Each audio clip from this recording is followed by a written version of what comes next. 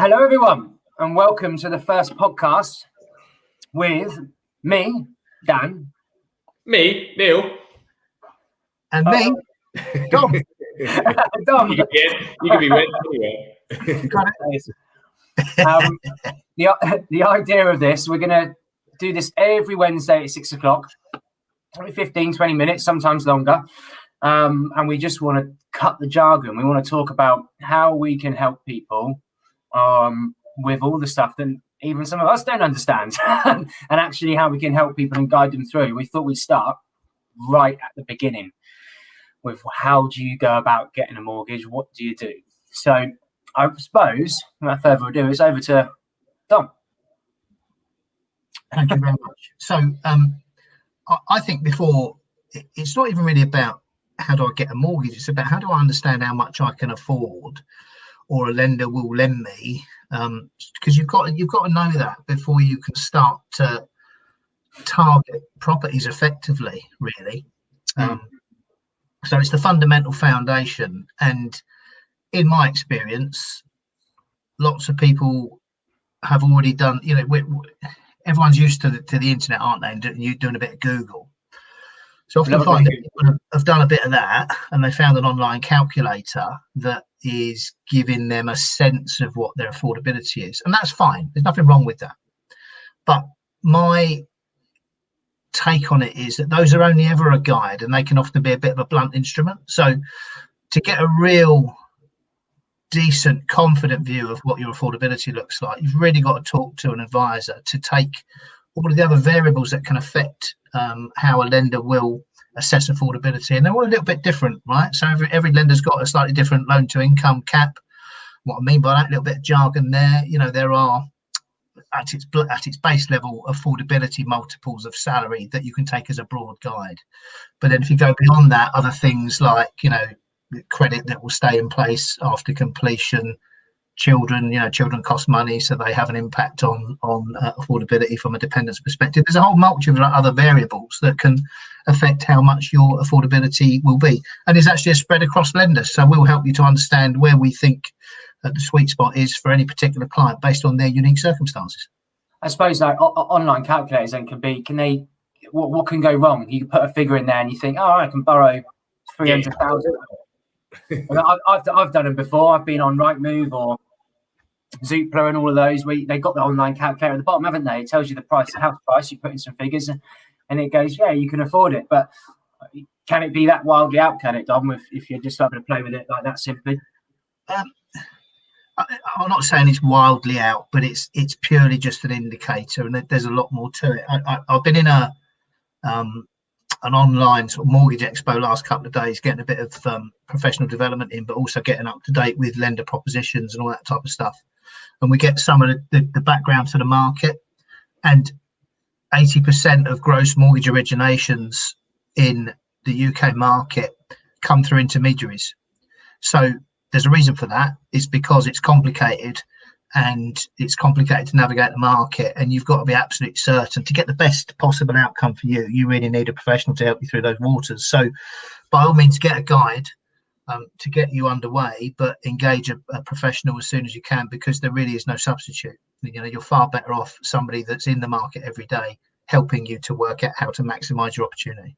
I was going to say, we keep saying to people that it's best to start building a relationship with an advisor that's going to be on it. And obviously you get regular updates on a regular basis. So if you've got a connection and a contact that's looking and actively looking for a product, I suppose you're going to be updating them on that. Whereas if they've just gone online 1 week, looked at an online calculator 2-3 weeks ago, things could have changed drastically since then, right?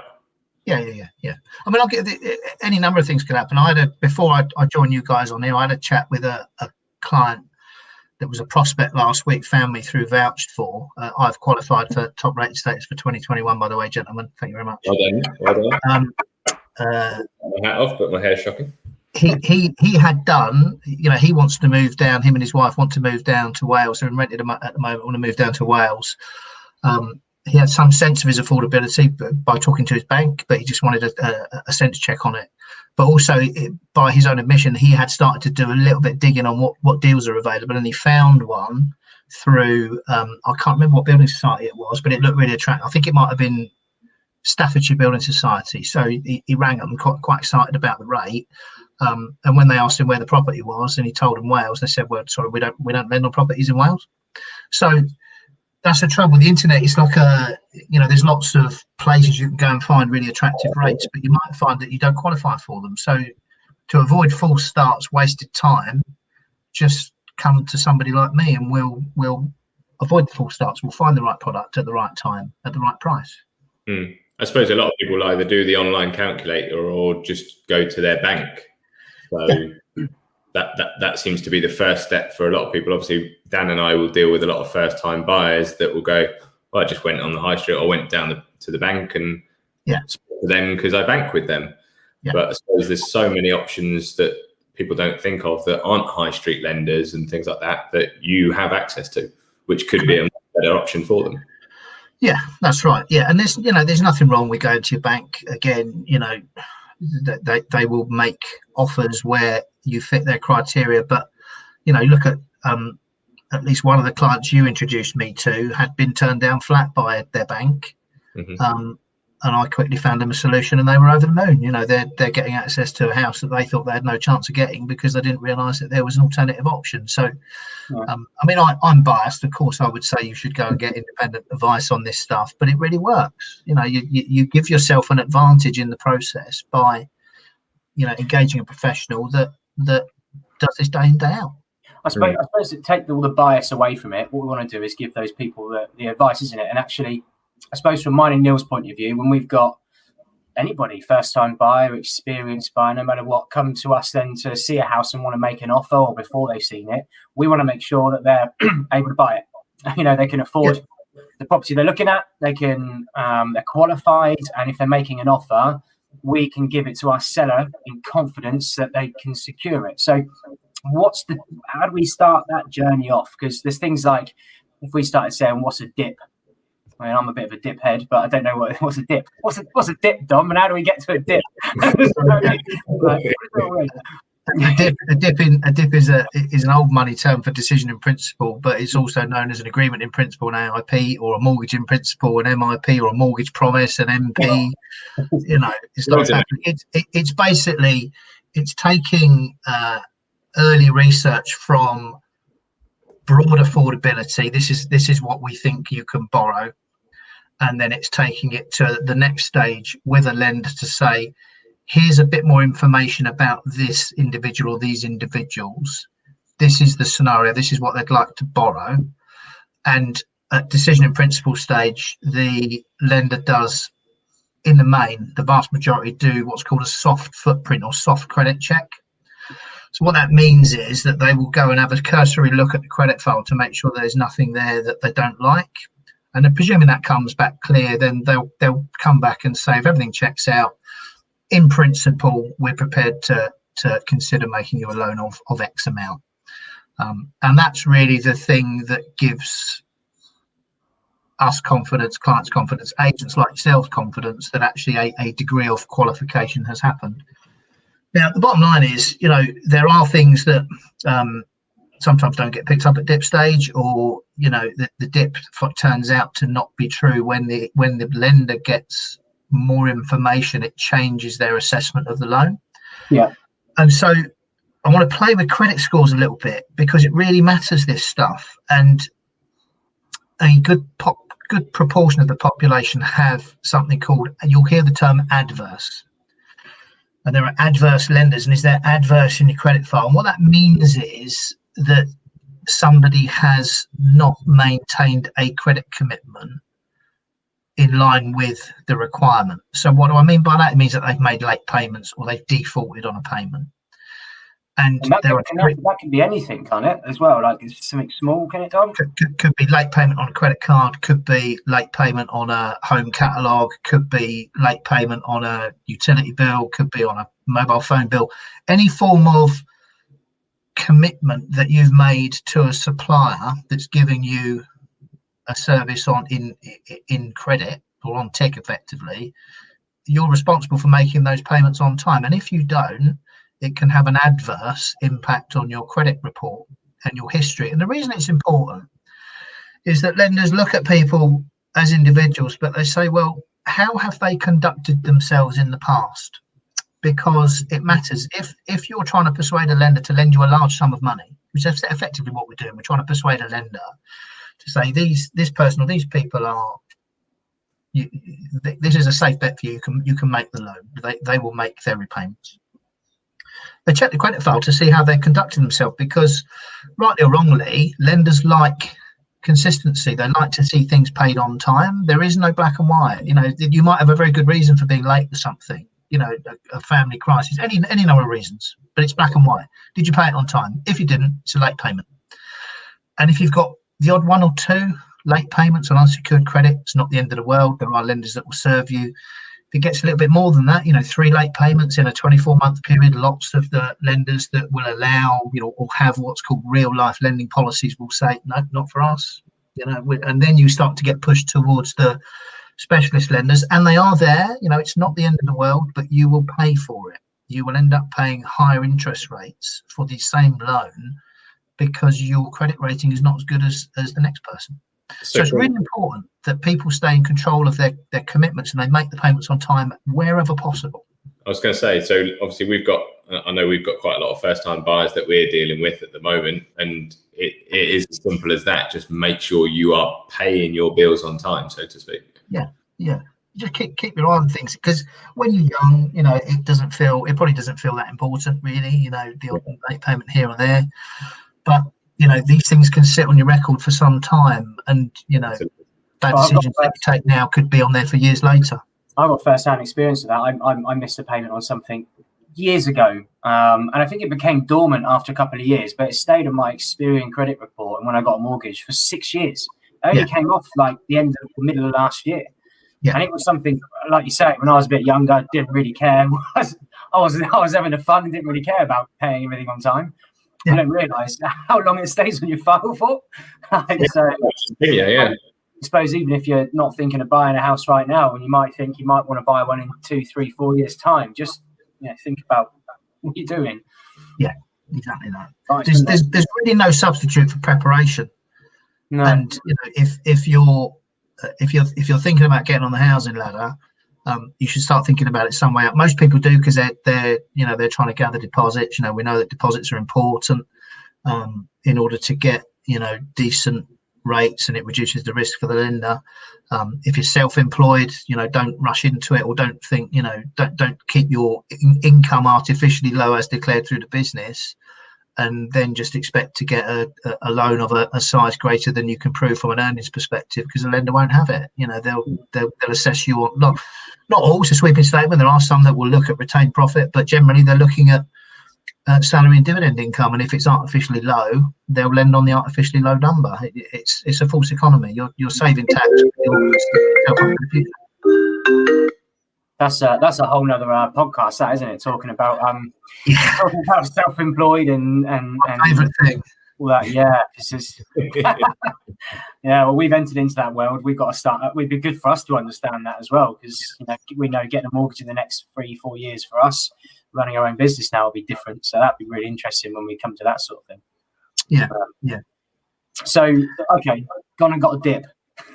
Yeah. So you've got a dip. That gives you the confidence to go and make an offer on a property, providing you add your decision in principle amount to your deposit amount, and you know that it meets the loan to value requirements. Should we go into loan to value a little bit, do you think? Would that help? I don't want to teach people to suck eggs, but I think so, yeah. Worth it. It's important just to explain everything. That loan to value is relevant based on, so loan to value in layman's terms. So if the value of the house is X and you're putting down Y as a deposit, the loan to value will be the value of the property minus the deposit as the mortgage amount. That's the loan to value.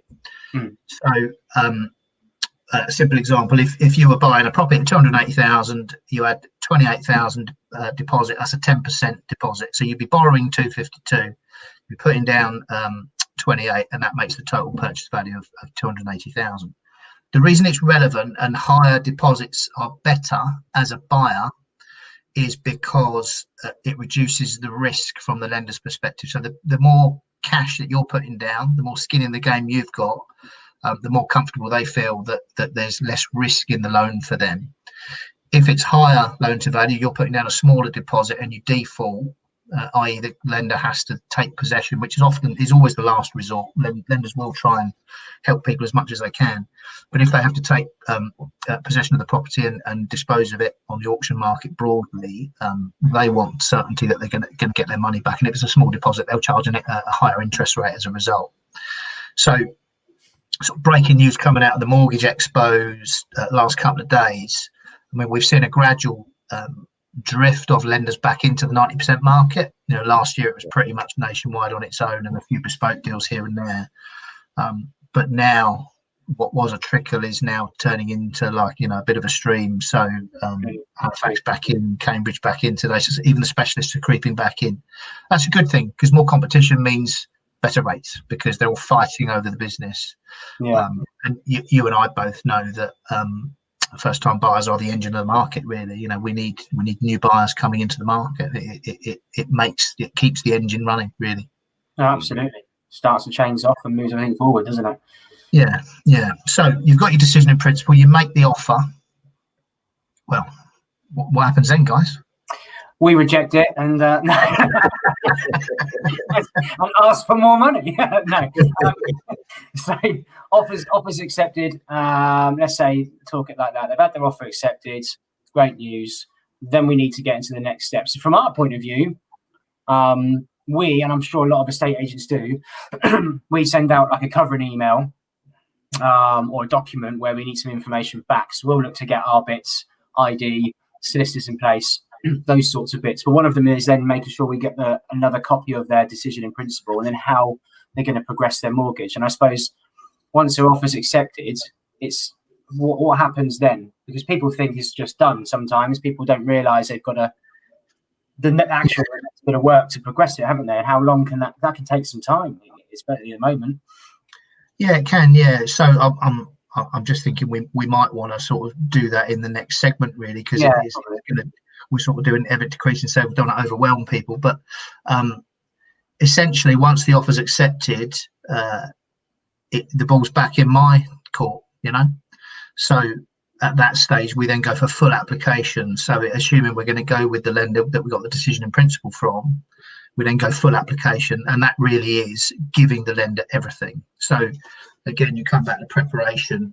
If you're employed, we need last 3 months pay slips, most recent P60, bank statements to prove the salary's going in, detail of any credit commitments, credit reports, ID. If there's gifted deposits involved, we need letters of gift and validating where the money came from. So there's a whole bunch of further requirements that are needed. From our perspective, we will try and do most of that stuff up front. Unless it's something that needs to be recent, like most recent payslip, etc. We will try and gather those things in early because it's important to know exactly where you stand with the lender. If there's anything that could be remotely a problem, we want to know about it up front anyway. Yeah, definitely. So that way you're prepped best, aren't you? Yeah. And that does. I think that was what we planned on doing in our next chat next week, wasn't it? The full sort of how you go through the full application and because it's quite involved. Because what we'll do inevitably will then leak into what is a valuation? What's a survey going to do? What does that mean to the lender? What does that mean to you as a buyer? What's a conveyancer? What are they doing? Why have I got to hand money over to a lawyer? What's a memorandum of sale? Exactly. What is it? So I think we would better serve our dear listeners, I think, if we followed up on that in the next stage, and also it give anyone who is listening a chance or going to catch up afterwards, think about what we've said or the next steps, and maybe post some questions that we can talk about specifically next time. Yeah, absolutely. I think we've had a few people that said they were going to tune in, and we have had. So like always, obviously any questions on that, I think people fire them through, but that should hopefully give people an idea of, as the subject says, where do I start? Where do I begin with the mortgage process? So hopefully there was a lot of listeners and it was good advice. We'll soon figure it out, won't we? Yeah, absolutely. Well, we'll work out too, won't we? Now, I think what would be nice is, I think in the next episode we'll talk about the next stage, and if there's any questions before, please ask us so we can cover as much of.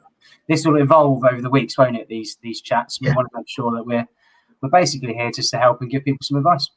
Yeah, absolutely. Yeah, because actually we can start to expand on it, because if there are things we've talked about today that people want to get into a little bit more detail about in terms of, you know, credit reports as an example, we could go into a bit more detail about that, and also maybe start talking about some of the pain points that people have around, you know, self-employed. What if I'm furloughed? What does that mean?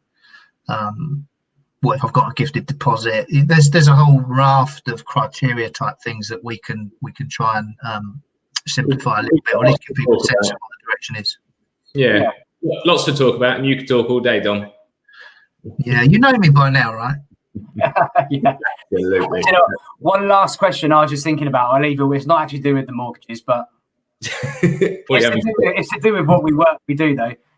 The 1st of February, they are discussing the stamp duty piece. Yeah. We've all got our own opinions on it or ideas. We all know what we'd like to happen. What do you think's going to happen? Do you have any inkling to what you would think would happen, or do you think it'll just be carry on? My personal opinion, you mean? Yeah. I think that the answer will be, rather than a blanket extension, because it just kicks the can down the road, there will be some form of tapered close down. So if you've exchanged by a certain date, then you will qualify even if you complete afterwards. That's just my view of it, because I just think there's too many people that are backed up. I saw another news story today that 45% of people that are in this trap would quite happily pay the stamp duty to the complete on the house that they've got. Yeah. So, you know, I think there are probably some people out there that have factored this in, that it could be an issue, and they've got the money. I think unfortunately there are people that need it to happen, and it's going to be a problem. So I'd like to think the government will do something for them, but who knows? You know, it's the fact they're debating it is a good thing, right? I think that's a positive. They're actually going to talk about it. Interesting to see. Perfect. Yeah. All right. Well, it's bye from me. Bye from me. It's bye from them. Easy, is it? Speak to you soon. See you next time.